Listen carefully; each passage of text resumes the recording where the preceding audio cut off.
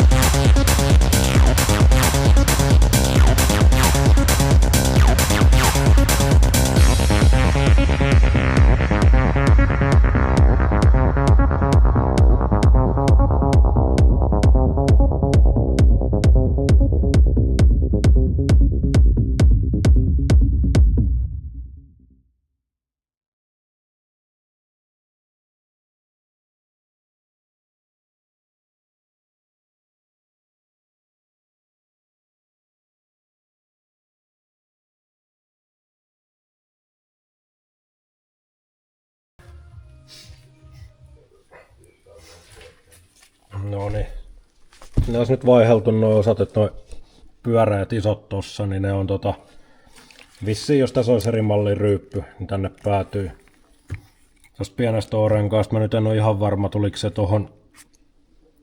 tohon mikä on tuossa alalaidassa. Mutta ei siellä ainakaan ollut ja mun mielestä se ei kyllä sinne käy. Ja tää tulee imusarja ja kaasarin väliin. Mutta kun tuo tiiviste nyt näytti olevan väärää, että se ei tiivistänyt tosta. Siinä on nyt liima, niin saa kuivua varmaan aika kauan ennen kuin kokeillaan. Mutta se nyt olisi muuten tehty tuo kaasari. Ainakin ehkä. Katsotaan taas ensi kerralla. No niin. Kaasari on periaatteessa paikallaan, mutta ei se ihan oo, että tosta lähtee toi vesiletku, niin sehän nyt jo äsken nähtiin, että se oli poikki murtunut, niin mulla ei ole sellaista muotoletkua uutta, että suoralla sitä ei saanut tehtyä, se menee niin lyttyy tosta, että pitää semmonen hommata. Mutta ei se, muuten se olisi ollut kokeiluun vaille, mutta katsotaan joskus kun käydään se hakemassa, mutta siinä nyt oli se kaasarista lähinnä. Luultavasti sinne sain kaiken vaihdettua ehkä. Sitähän se nähdään. Mutta se on nyt tot vesiletkuun vaille. Katsellaan ensi kerralla, että mitä autoa seuraavaksi kuvaillaan ja tolleen. Tässä nyt jos se alkaa toimimaan, niin tässä nyt enää tuskin ihmeitä on katsastettu ja jos se toimii, niin mikäs siinä. Katsotaan ensi kerralla.